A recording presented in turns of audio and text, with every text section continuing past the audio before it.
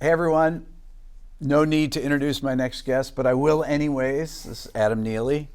Adam and I, hey Adam, we've been on many videos together, but I can't remember the last time we did a video together. It was probably 4 years ago when you came to New York. Yeah. We were just hanging out. We rented some space. Yeah, it was some echoey space. I think that was the last time, yeah. Yeah. Yeah, man, it's great to be here. It's great to be here at Berkeley. I mean, we're not actually in the A room at Berkeley at the power station.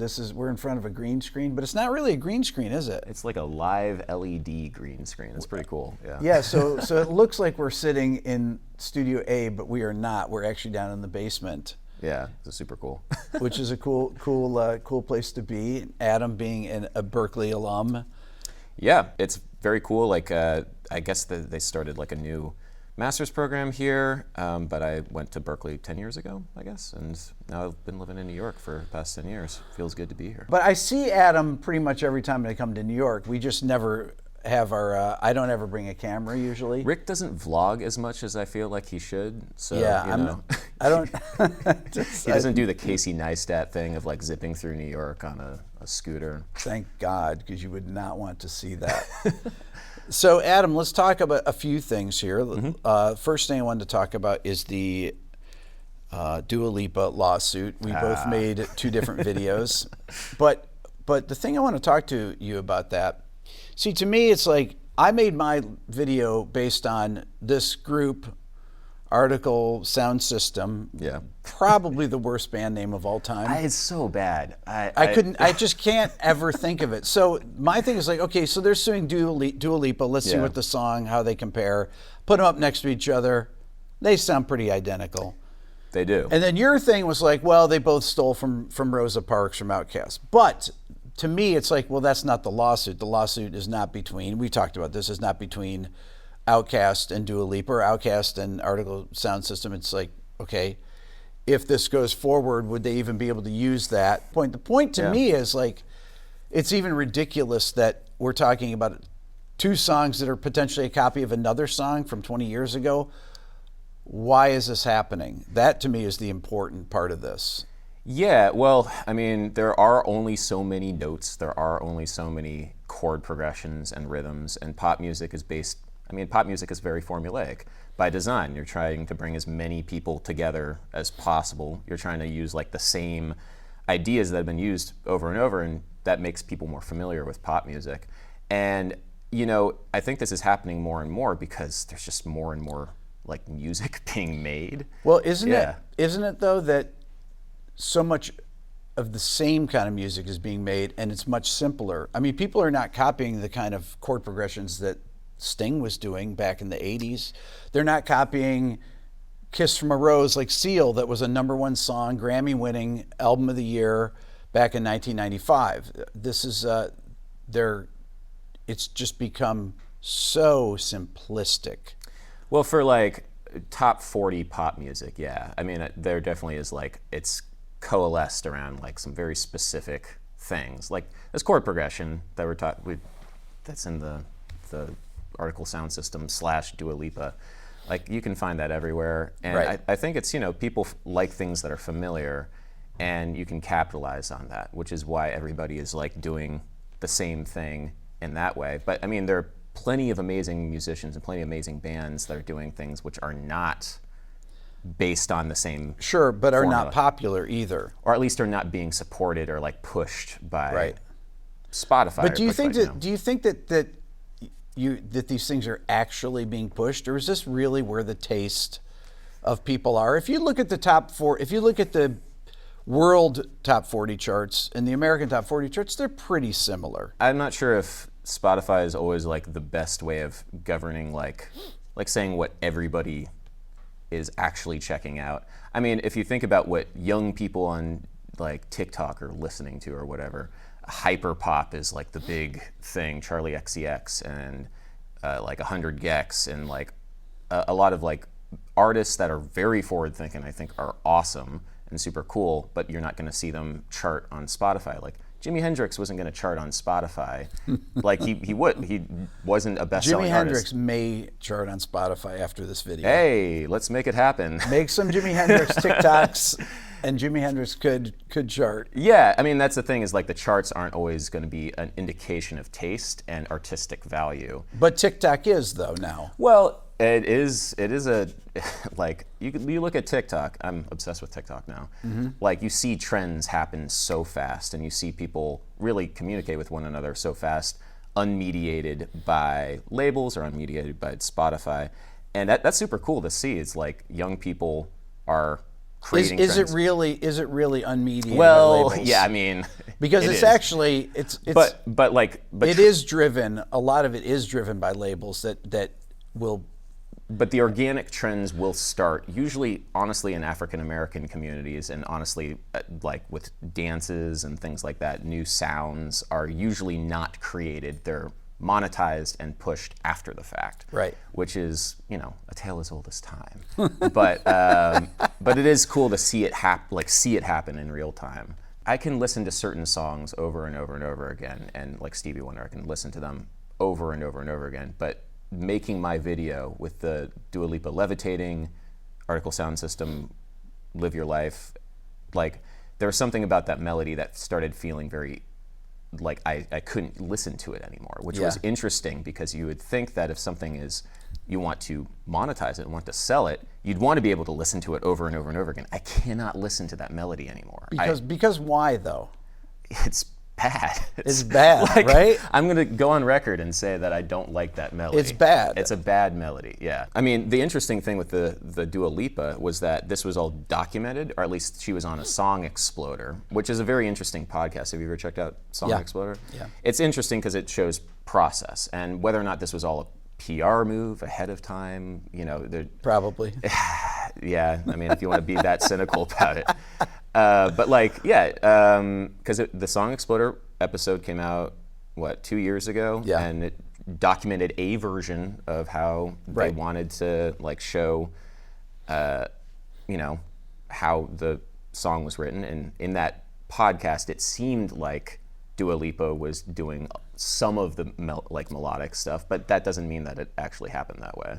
So I have a really good friend that is a Grammy-winning mixer. I won't name him, but he told me that he gets tracks to mix that have the actual tracks that they are copying inside the session. They don't even bother to take them out, that they use as a guide track to actually copy other songs. And he said that the theory is that if they get caught, then they just add them as songwriters and pay them out some money, and to them and to the record labels, they think that that's still good business. It might just be cost of doing business at that point. Yeah. What I don't quite understand is, like, you could have changed the key. Like, that's the thing, is if it was stolen, they could have changed the key by a half step and it would have been fine. Right. So there is, there's reasons. It takes no effort to actually do these things. It took 20 seconds for me to line them up. Okay, I had to speed up the Article Sound System song about 4 beats or so. That took about 3 seconds. Also, to do. the Article Sound System, nobody has listened to anything besides those 30 seconds, which are allegedly infringing or whatever. They're stealing from Daft Punk, like in the next section. There's like a tune off of Random Access Memories that Article Sound System directly lifts. And like the rest of the song is pretty whatever. Like there's a long synth solo. I was like, that was also a funny thing is, we're talking about like very small sections of songs. Yes, well, I listened to the song down once. I was like, "Oh, brother!" Exactly. And then I hear it like, "Okay, well, the chorus. Oh yeah, here we go. Chop, chop. And put them together. There we go." Dua Lipa's song, even though it's like formulaic, it's a much better song. Much better song. It's a far better song. I mean, everything about it. Yeah. Even though they are similar, it's still better written. It's far better recorded. The performances are better. I mean, everything about it is better. It's thought through, and that was actually it's a ridiculous thought, but that was something that I saw on Twitter. It's like, yeah, it's stolen, but Dua Lipa did it better, so she shouldn't get sued. I'm like, that is a certain way of thinking about it. That's an interesting point. I like that. Yeah, if you just do it better, you shouldn't worry about copyright law. I don't know. Maybe there is something to that. Okay, so there's another thing that Adam and I were talking about this tweet that happened the other day regarding Jaco Pastorius. Now, for those of you that don't know Jaco Pastorius, you should. Jaco Pastorius is one of the most famous, the greatest. Yeah. One of the most famous musicians of all time, bass player, tragically died in 1987, born in 1951. He lived a very brief life and influenced bass players like yourself, like myself, from the time I was a kid in high school. And I saw Weather Report play back in the late 70s. And Jaco was unbelievable. Yeah, I remember when I first started learning how to play bass, I was learning Rage Against the Machine licks, and Rage Against the Machine is a great band. Yep. But then my dad saw that I was taking an interest into bass, and he was like, "Oh, I know what you need to check out," and so he bought me Jaco's self-titled debut. Yeah. And that first opening track where he's playing the jazz standard Donnelly on a fretless bass with bongos. I was like, what, is this the same instrument that I'm playing? Like, I'm playing bomb track, which I'm is not playing that instrument. Yeah, so it shattered my perceptions, shattered my 13-year-old perceptions of what the instrument was. And when you're confronted with greatness like that, it's either you quit or you get inspired. And fortunately, I got But sometimes inspired. you get inspired, then you quit. Yeah, so. well, yeah, that's true. And that's his effect, and his effect on the instrument. It was even years after he passed and years after he was playing and performing, he had that impact on me personally. There's not enough words to say how great he was. Okay, so just say what happened with this thing that kind of got blown out of proportion. So I was on a podcast. I was on a YouTube channel called Professional Musicians React, which is run by Jack Conti. Yep. Or he's on it. And we were comparing Wolfpack's Deantown to Weather Report's Teen Town. Yeah. Wolfpack is a great band, and they really drive the clicks. So what if we do a video about comparing Deantown, which is a very popular song, to Teen Town, which used to be a popular song. I think still is a popular song. I mean, among bass players, it's it's a massively popular song. It's certainly popular, but it doesn't have the same kind of cultural cachet as Wolfpack. So I was like, this would be a fun comparison. Which it should. Yeah, and so my whole idea was all right, so for a Gen Z audience, those TikTokers, let's compare the two, because they're very different, but at the same time, it's clear that Deantown took a lot of influence and was paying homage. Yes, yeah, absolutely. So that was the episode, and we filmed it, and then I made a comment because I was asked a question about how Jaco wrote the bass line to Teen Town, which is this very slinky bebop inspired through composed bass line, and it's super cool. And I misspoke, and I said that Jaco wrote out all of his solos, which implies that he took sheet music and wrote down note for note his solos, and then was in the recording session writing them down. But it was mainly trying to compare the idea of taking bebop vocabulary and working that out and then playing it, which is what Teen Town is. And then in a lot of ways, people work out bebop vocabulary ahead of time, rather than nothing is being completely improvised, completely from the top of your head. There are licks, there's vocabulary, and it's important to understand vocabulary. Because it's a language. Exactly. And the idea, and I've heard this from some great bass players who I won't name, but I've heard this exact line, this story about how Jaco worked out licks to certain recordings from many, many, many bass players.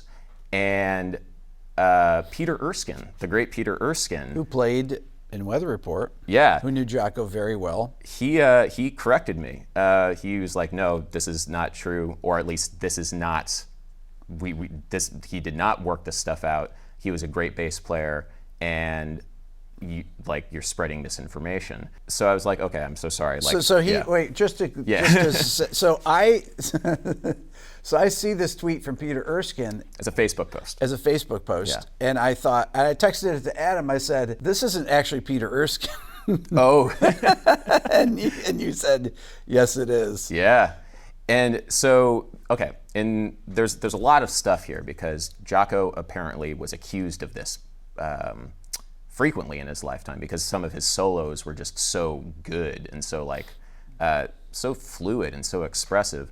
I remember actually listening to these bootleg recordings of Jaco. Wait. Well, let's just say Jaco was one of the greatest improvisers, and this isn't so. The Havana solo. Yeah, so we're going to clarify. So Adam did not mean to say that Jaco works out all his solos. He was no, not at all, not at all. And you can see in a big part of this was me checking out bootleg recordings of Jaco when I was 15 years old, and listening to all of his Jaco solo with Weather Report, and just eating them all up. And of course they're all different, and he's playing different things. And there's this one of him playing Dolphin Dance that I remember just listening to over and over. This was a little bit later in his career, and just the having that imprinted on me. The idea of working out your solos, I think, is a generational divide because the younger musicians are not nearly as offended at that idea. Okay, this is exactly what I was going to say. And this goes beyond jazz. This is in rock music as well.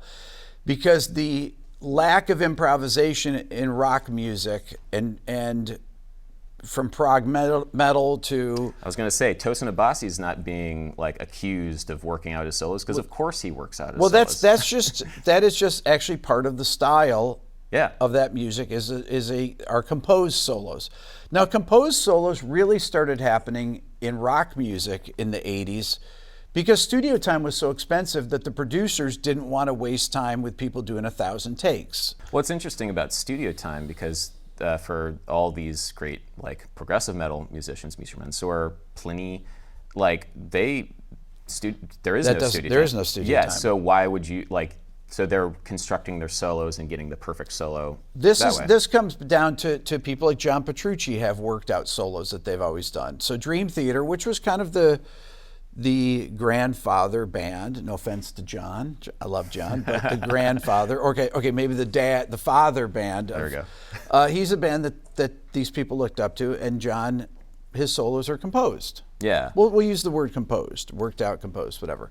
But in jazz, back in the 70s, that wasn't really, people were improvising their solos, but may have some things worked out. And your point to this was that on Donna Lee, because it was Jaco's major label debut, he worked out a lot of what would be an improvisational thing. Maybe for the same reasons, too. You go in the studio, you have a budget. Right.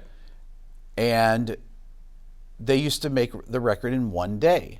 Yeah. And it's a phenomenal performance, too. And it's that's the thing for me is it doesn't take away from how that music affected me back when I was 13. It really doesn't matter if it was improvisation or not. It's whether or not it's true, whether or not it sounds good, honestly.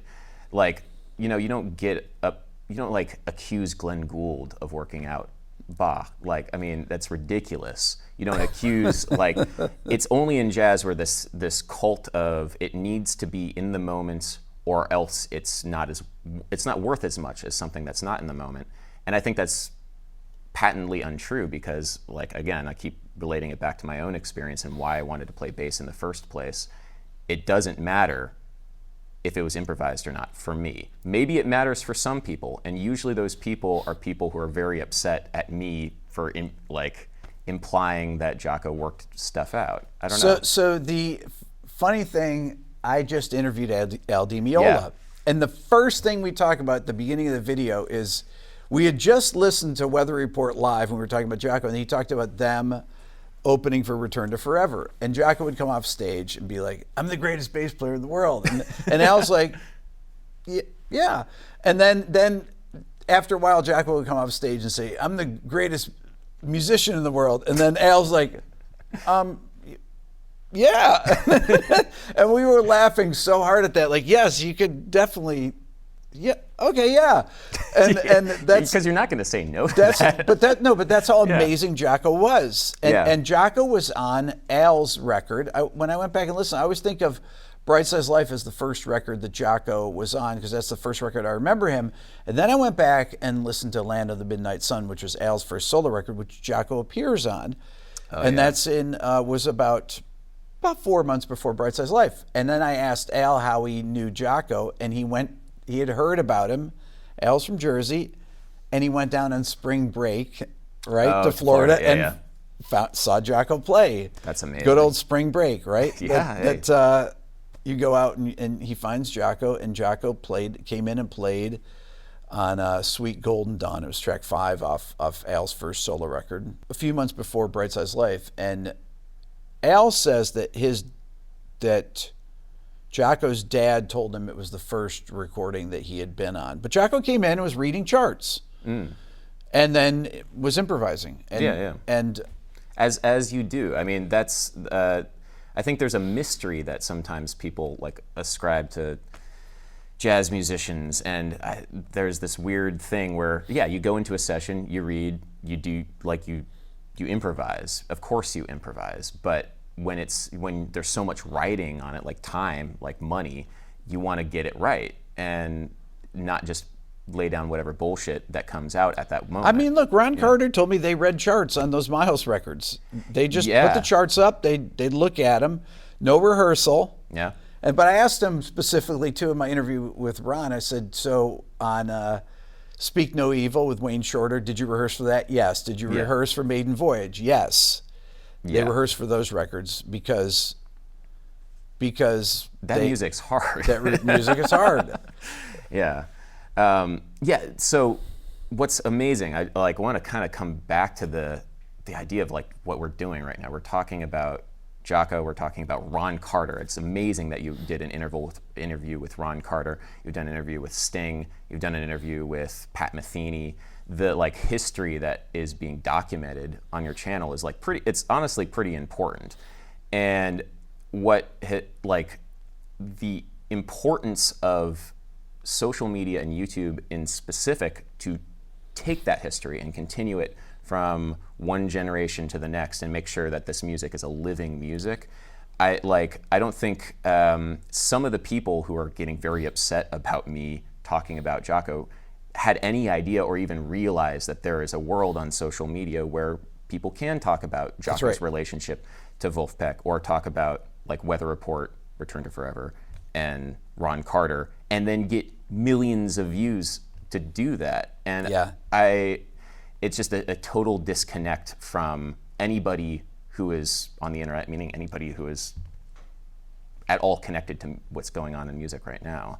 And that was the saddest thing, I think, about that whole dust up with Peter Erskine, was that people being so disconnected from anybody. Well, that's his generation. Yeah. And not necessarily him, but there was a long thread. I mean, I saw Pat Metheny. He played in Atlanta about 3 weeks ago or so, and I went backstage and hung out with him after. And he said that he doesn't watch a lot of YouTube, and when he told me he thought the video would get 5,000 views or something. It's got 1.5 million views. Yeah, I mean. And he's told me that he heard from people he hadn't heard from in 50 years. I saw your video with Rick Beato. I saw your interview.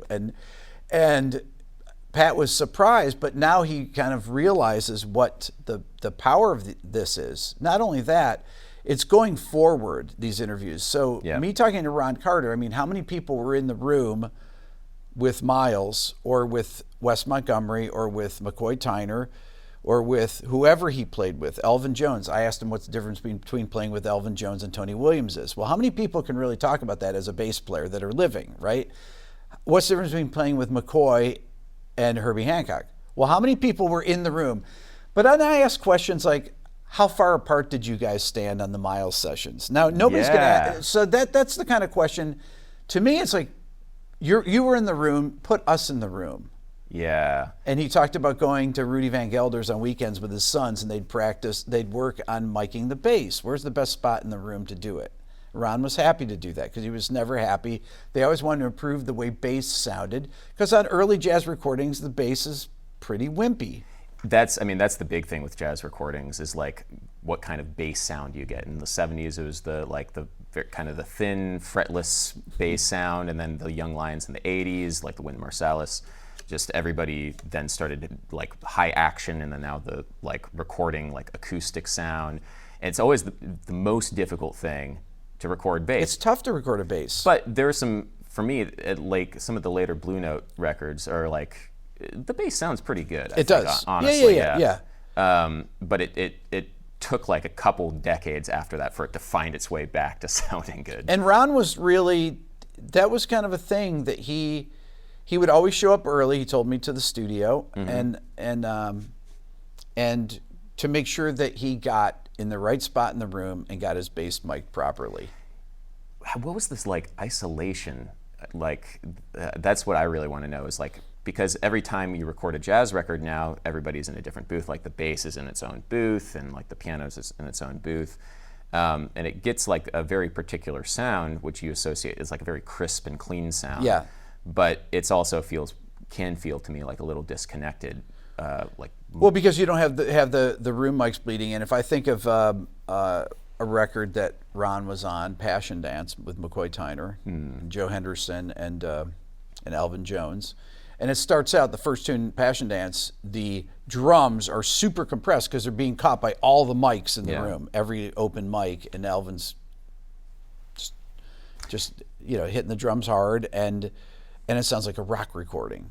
And that's the thing about being in the same room. Just like, and the compressors hitting, that's right, hitting everything at the same time. And that's, I think for me, like it's hard for me to listen to jazz records now sound, you hear every nuance of every instrument, but there is no life being like that breathing of the compressor, unlike like gritty rock recordings today, which I think is really cool. And I wish that there was a little bit more of that, at least in modern like straight ahead sessions. But that's like, that was just how it was recorded at the time. And I think that's super inspiring too, to see how that like the genesis of that. And also the fact that you can learn that directly from Ron Carter on the internet, from Rick Beato, this guy right here. So why is it that both you and I have jazz backgrounds and we've done fairly well on YouTube? That's a good question. I mean, I feel like Paul Davids has jazz training too, although he doesn't play a lot of jazz right now. I don't know. I think it's the ability to articulate a musical theoretical idea upon listening to a piece of music, which it seems like a ridiculously simple thing. It's like, oh yeah, that's a C major 7 chord or whatever.